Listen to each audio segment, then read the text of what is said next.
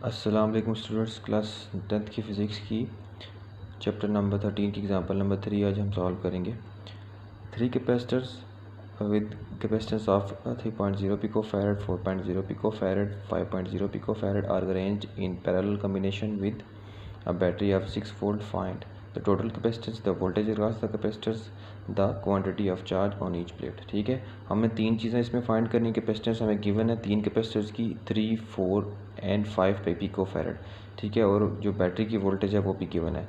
तीन चीज़ें हमने फाइंड करनी है, टोटल कैपेसिटेंस और वोल्टेज अक्रॉस कैपेसिटर्स और quantity of charge on each plate. Her capacitor के ऊपर कितना चार्ज होगा वो हमने फाइंड करना है।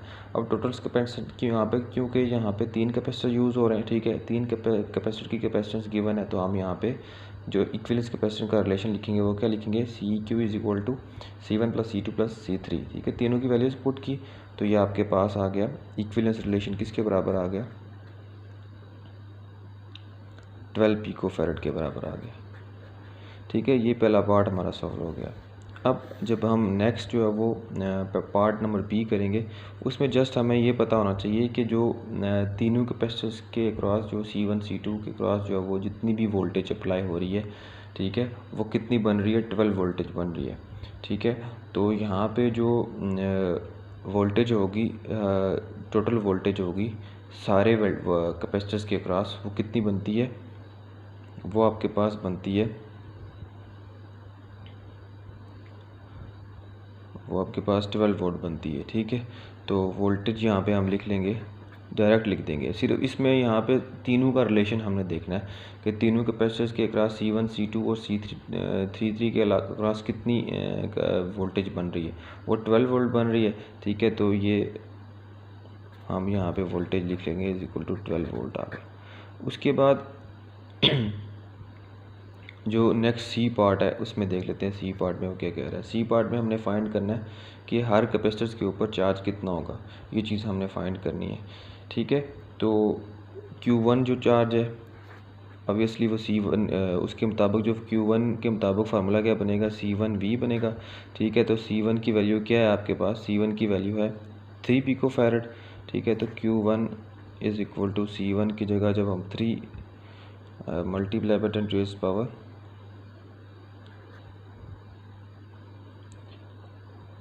Multiply by 10 to the power C की पिको की प्रीफिक्सेस -12 आ गया। यहाँ पे हमने -12 लिख दिया पिको की जगह। उसके बाद फैरड अपनी जगह पे उसी तरह मल्टीप्लाई बाय 6 वोल्ट। ठीक है, वी की वैल्यू, वोल्टेज की वैल्यू 6। अब जब हम 6 और 3 को मल्टीप्लाई कराएंगे तो ये कितना बनता है आपके पास, ये आपके पास आ जाएगा 18। ठीक है, और 10 की पावर 6 का मतलब पिको, और ये फैरड अपनी जगह पे आ गया। ठीक है, ये Q1 की वैल्यू आ गई। ठीक है, इसी तरह जब हम Q2 और Q3 निकालेंगे तो ये आपके पास आ जाएगा Q2 is equal to C1V, और यहाँ पे मैं साथ ही लिख लेता हूँ Q3 की वैल्यू, सॉरी यहाँ पे 2 आ जाएगा, Q3 is equal to C3V। ठीक है, तो यहाँ पे कितना हो जाएगा आपके पास, Q2 is equal to C2 की वैल्यू क्या है, 4 पिको फैरड। ठीक है, मल्टीप्लाई बाय 6। ठीक है, 6 वोल्ट आ जाएगा यहाँ पे, और Q3 is equal to 5 pico farad multiply by 6। ठीक है, जब इनको हम सोल्व कर लेंगे तो ये आपके पास आ जाएगा तकरीबन Q2 की वैल्यू आ जाती है आपके पास 24 पिको फैरड पिको कॉलम। ठीक है, और जो आपके पास Q यहाँ पे सॉरी कॉलम आएगा। ठीक है, क्योंकि मैंने यूनिट में मिस्टेक कर दी है, क्योंकि कैपेसिटेंस की यूनिट जो है वो कॉलम में होती है। ठीक है, तो ये आपके पास आ जाएगा, सॉरी चार्ज की यूनिट कॉलम में होती है। ठीक है, तो ये आपके पास आ जाएगा 30 पिको कॉलम। ठीक है, सी बड़ा कैपिटल होगा, और ये Q2 की वैल्यू आपके पास आ गई। ये तीन चीज़ें हमने यहाँ पे निकालनी थी जो कि हमने फाइंड कर ली। अब हम numerical number sorry example number 13.4 solve करेंगे। ठीक है, 13.4 की स्टेटमेंट क्या कहती है? The capacitance with the capacitor of the capacitor with capacitance of 3 picofarad, 4 picofarad and 5 picofarad are arranged in series। अब कैपेसिटेंस वही दी हुई है जो हमने पीछे फाइंड की थी, पीछे वाले न्यूमेरिकल एग्जांपल में जो हमें गिवन थी। ठीक है, अब इसमें हमने क्या देखना है? इसमें हमने ये देखना है कि जो हमारे पास जो कैपेसिटेंस दी हुई है वो कनेक्ट किस तरह की हुई है, सीरीज़ में आया उसने सीरीज़ में कनेक्ट की हुई है या पैरेलल कम्बिनेशन में कनेक्ट की हुई है, ये हमने देखना है। तो यहाँ पे सीरीज़ में कनेक्ट की हुई है और वोल्टेज भी वही है बैटरी की। हमने यहाँ पे क्या चीज़ें फाइंड करनी है? एक तो हमने total capacitance of series combination में फाइंड करनी है। ठीक है, और उसके बाद आपके पास जो है quantity of charge across each capacitor, ये हमने फाइंड करना है। ठीक है, यहाँ पे ईच कैपेसिटर लिख लो। और उसके बाद जो सी पार्ट है, इसमें सी पार्ट क्या कहता है? हमें सी पार्ट में हमने फाइंड करना है वोल्टेज अक्रॉस ईच कैपेसिटर।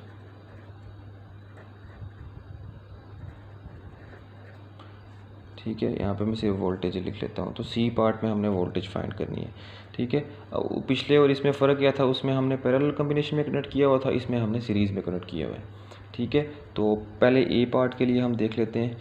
इसमें यहाँ पे थोड़ी सी इक्विवेलेंस कैपेसिटेंस का जो फार्मूला है वो थोड़ा सा चेंज होगा।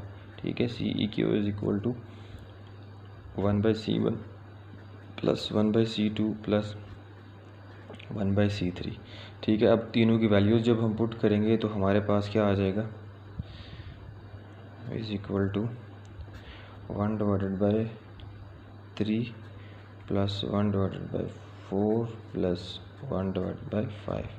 ठीक है, तो ये आपके पास आ जाएगा। यहाँ पे जब इनका तीनों का एलसीएम लेंगे तो आपके पास आ जाएगा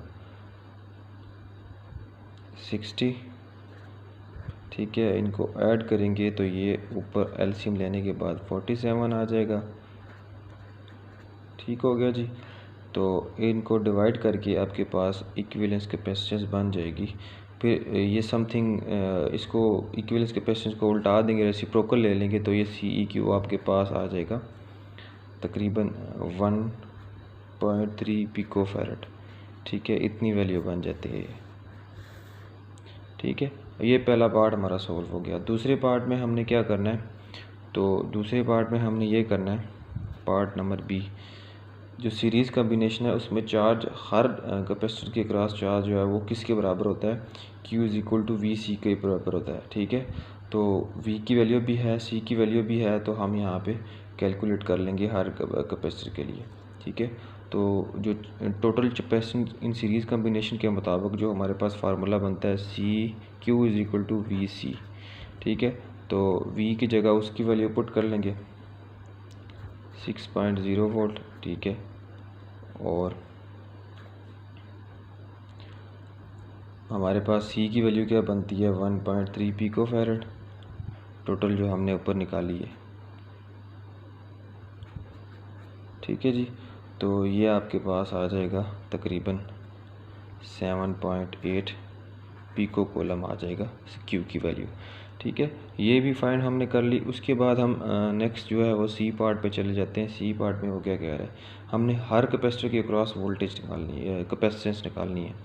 हाँ जी, वोल्टेज निकालनी है। तो वोल्टेज अक्रॉस कैपेसिटर 1 के मुताबिक क्या होगी? C1 के अक्रॉस वोल्टेज क्या होगी? C1 के क्रॉस जो वोल्टेज आपके पास आएगी उसका फार्मूला बनेगा Q divided by C1 which is equal to, Q की वैल्यू क्या है?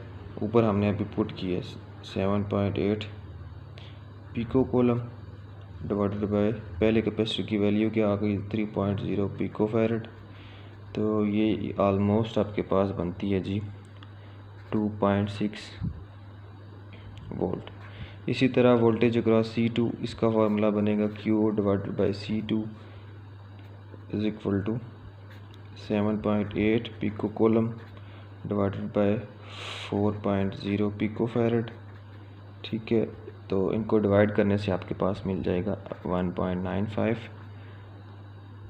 वोल्ट। ठीक है जी।